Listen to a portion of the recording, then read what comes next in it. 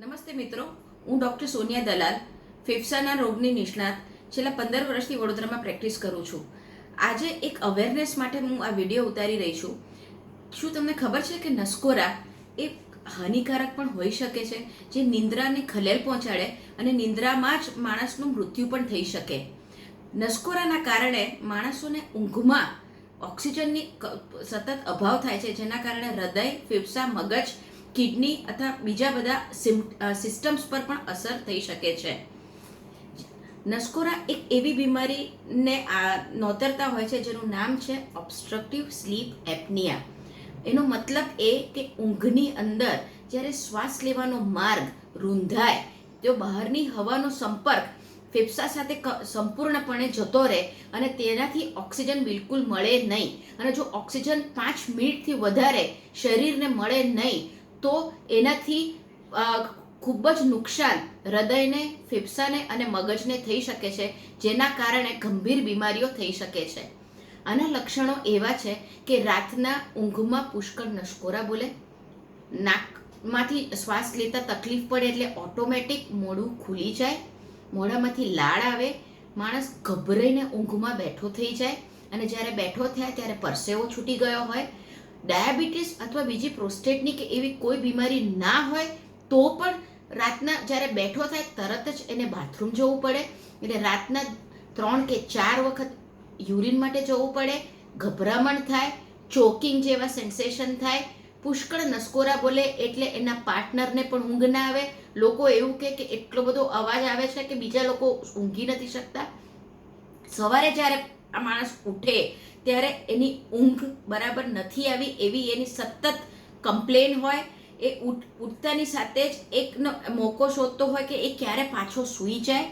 બેઠા બેઠા ઝોકા આવી જાય, ડ્રાઈવ કરતાં કરતાં પણ એને ઝોકા આવે કે એને ગાડી અથવા તો એનું 2 વ્હીલર સાઈડ ઉપર મૂકી દેવું પડે.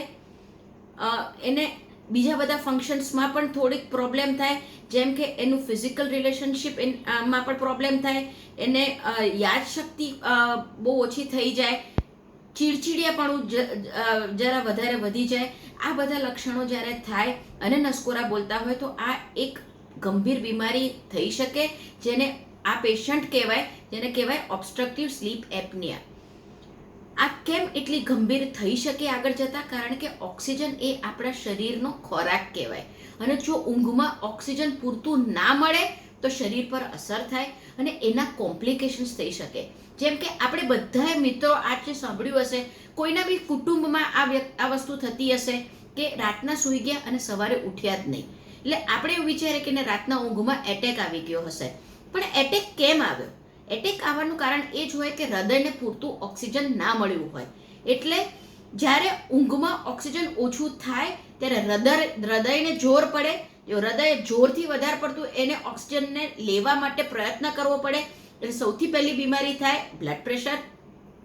પછી એટેક આવી શકે અથવા હૃદયના ધબકારા અનિયમિત થઈ શકે. એવી જ રીતે ફેફસાને પણ વધારે તકલીફ થાય, ફેફસાનું પ્રેશર પણ વધી જાય અને જો 5 મિનિટથી વધારે ટાઈમ જાય અને મગજને ઓક્સિજન ના મળે તો એને ઊંઘમાં લકવો પણ મારી શકે. તો આનો ઉપાય શું? આનો ઉપાય એ જ કે આ પેશન્ટને રાતના પહેલા ટેસ્ટ કરવો પડે, જેને અમે લોકો કહીએ છીએ સ્લીપ એપનિયા ટેસ્ટ. એટલે એમાં વ્યક્તિ વ્યવસ્થિત સૂવે છે કે નહીં એ અમે જોઈએ અને જો સૂતા એને ઓબ્સ્ટ્રક્શન થાય છે તો એમાં ઓબ્સ્ટ્રક્શનમાં એનું ઓક્સિજન ઓછું થાય છે કે નહીં. અને ઓક્સિજન જો ઓછું થાય છે તો એની સાથે એના નસકોરા કેવી રીતે બોલે છે અને એની અસર હૃદય પર, ફેફસા પર અને બીજા બધા જ સિસ્ટમ્સ પર કેવી રીતે પડે છે એનું અમે રાતના ટેસ્ટ કરીને નિદાન કરીએ અને પછી જો એ પેશન્ટ પોઝિટિવ આવે તો એના અમે સરળ અને પરમેનન્ટ ઉપાય બતાવીએ. મિત્રો, આ તમારે જાણવા માટે બહુ જરૂરી હતું, કારણ કે આ એક પ્રિવેન્ટિવ એસ્પેક્ટ છે. આપણે એવું સમજીએ છીએ કે નસકોરા એ બહુ સારી ઊંઘની નિશાની છે, પણ એ હંમેશા નથી થતું. તો જ્યારે પણ તમારા નજીકમાં અથવા તમારા ઘરમાં કોઈને આવી રીતે નસકોરા બોલતા હોય અને દિવસ દરમિયાન મેં દર્શાવેલા જે લક્ષણો આવતા હોય તો જરૂરથી કલ્યાણ હોસ્પિટલ તથા મારો સંપર્ક સાધો. ડિટેલ્સ તમને નીચે અમારા વિડીયોમાં બધી મળી જશે. Thank you very much.